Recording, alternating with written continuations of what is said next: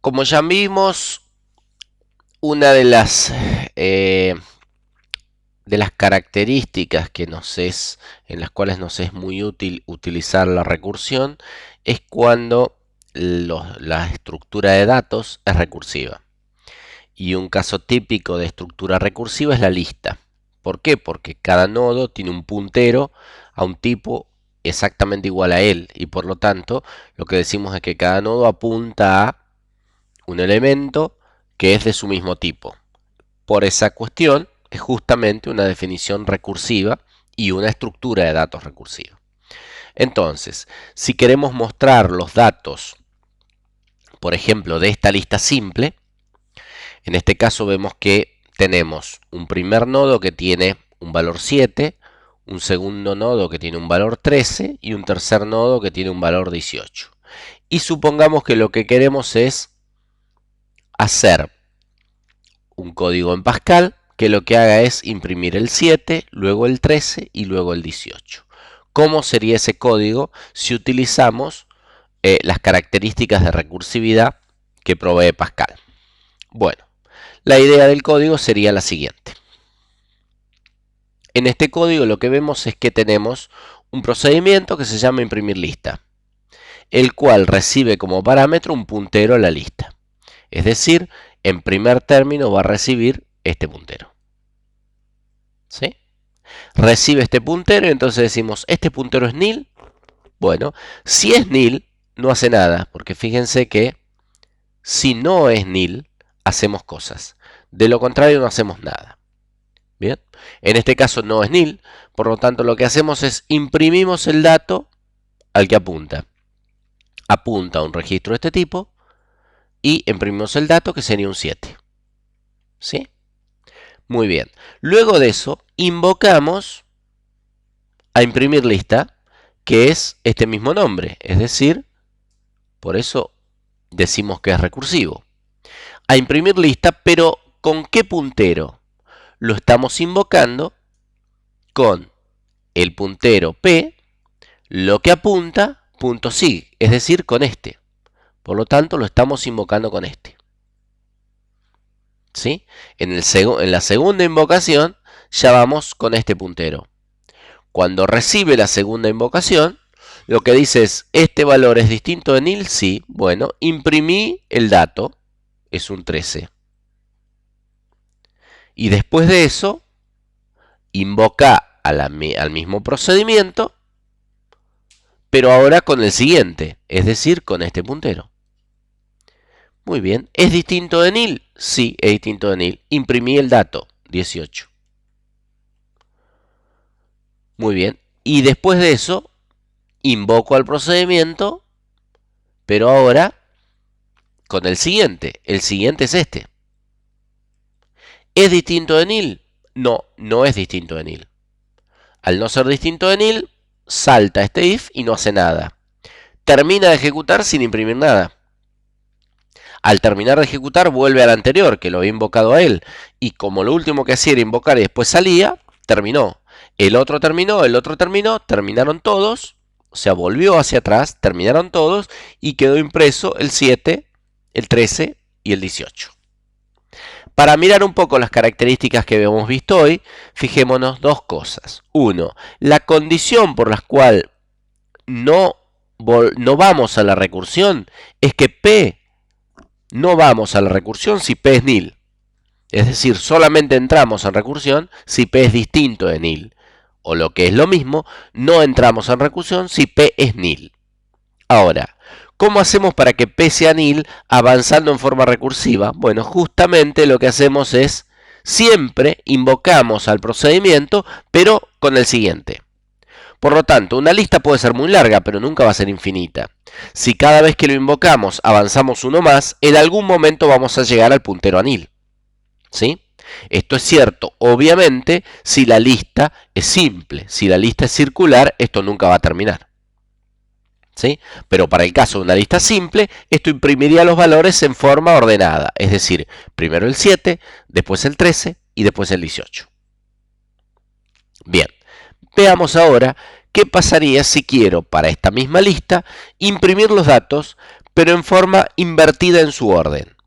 Que sean invertidas en su orden significa, quisiera que primero imprima el 18, después el 13 y después el 7. ¿Cómo cambia el código? Fíjense que el código es casi lo mismo.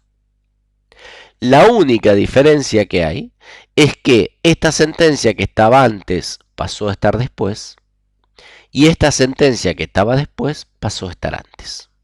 Es decir, invertimos el orden de estas dos sentencias. ¿Qué hacían estas dos sentencias? En este caso, primero imprimía y después llamaba al que sigue. Así, imprimía el primero y llamaba a imprimir el resto. Es decir, la característica de este procedimiento es que decía, si tengo datos, imprimí el dato que tengo en la cabeza y imprimamos el resto con la invocación a lo que sigue. La que sigue decía, si tengo datos, imprimí y después llamá al resto. ¿Sí? Ahora, como lo que quiero es una impresión reversa, es decir, quiero que primero esté el 18, después el 13 y después el 7, lo que digo es, voy con el primero. Si tengo datos, anda a imprimir los que siguen. Anda con el otro. Si tengo datos, anda con el otro. Si tengo datos, anda con el otro. Ah, no tengo datos, no imprimo nada. Cuando vuelvo, lo que digo, ¿ya volviste? Es decir, ¿ya imprimiste lo que había acá? Sí, porque no había nada. Muy bien, entonces imprimí este. Hago el write. Imprime el 18. Y termina, porque después el write termina. Cuando termina va al procedimiento que lo había llamado. Que lo había llamado porque era lo que restaba. Ya terminó de imprimir lo que resta. Vuelve y después de terminar de imprimir lo que resta dice, ah bueno, ya terminaste de imprimir lo que sigue, entonces ahora sí, imprimime a mí. Muy bien, imprime el 13. Y termina. Después de eso viene acá.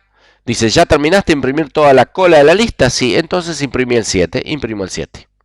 Muy bien, y termina. Terminó el código.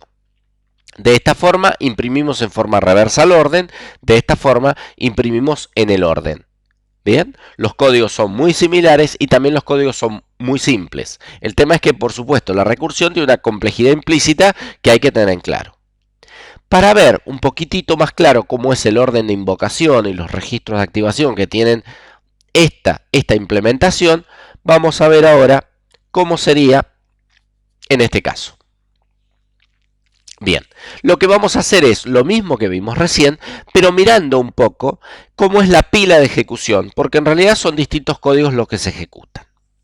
En primer término, tenemos este procedimiento, que es el que se ejecuta con este puntero. El puntero a 7, y pregunta si P es distinto de nil. Es distinto de nil. Entonces dice, ah bueno, vamos a imprimir las que siguen.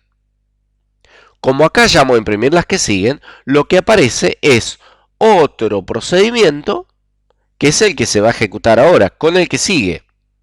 Cambiamos al puntero que sigue y se va a ejecutar este procedimiento. Estamos acá, es distinto de nil, y acá lo que hacemos es invocar de vuelta a otra copia de este mismo procedimiento, pero con el siguiente, es decir, con este. Cuando llega a este lugar, de vuelta aparece una nueva copia que apunta a hacer lo mismo, pero ahora con este puntero. Cuando llegamos ahí, decimos, ¿es distinto de nil este puntero? Sí, es distinto de nil. Ah, bueno, entonces lo primero que tenés que hacer es tratar de imprimir lo que sigue, que es la invocación a este mismo procedimiento. Bueno, ahí voy. Trato de imprimir lo que sigue. Ahora me encuentro con que el puntero que le pasé es nil. Entonces, ¿es distinto de nil? No, es igual a nil. Entonces no hace nada acá. No hace nada y termina de ejecutar, y cuando termina de ejecutar, vuelve. ¿Sí? Vuelve acá, terminó de ejecutar este código, ¿y qué va a hacer ahora? Va a hacer este write. Hace el write, imprime el 18 y después de imprimir termina. Vuelve hacia arriba. Vamos a verlo. Hace el write, imprime el 18, termina de ejecutar y ya ahora no estamos apuntando a este, sino que estamos apuntando al 13. terminó de ejecutar esta sentencia, ahora va a hacer este write. Este write es de este puntero, por lo tanto va a imprimir el 13. Imprime el 13 y termina de ejecutar. Imprimió el 13, terminó de ejecutar. El puntero ahora de esta copia era el primero que teníamos. ¿Sí? Terminó de imprimir y ahora va a imprimir este dato, que ¿cuál es? Es el 7. Termina de imprimir ahora, imprime el 7 y terminó la ejecución. Bien, de esta forma vemos cómo ocurre cuando en realidad después de la invocación recursiva tengo sentencias que le siguen. Esas sentencias van a terminar ejecutándose después de haber resuelto todo el problema recursivo posterior.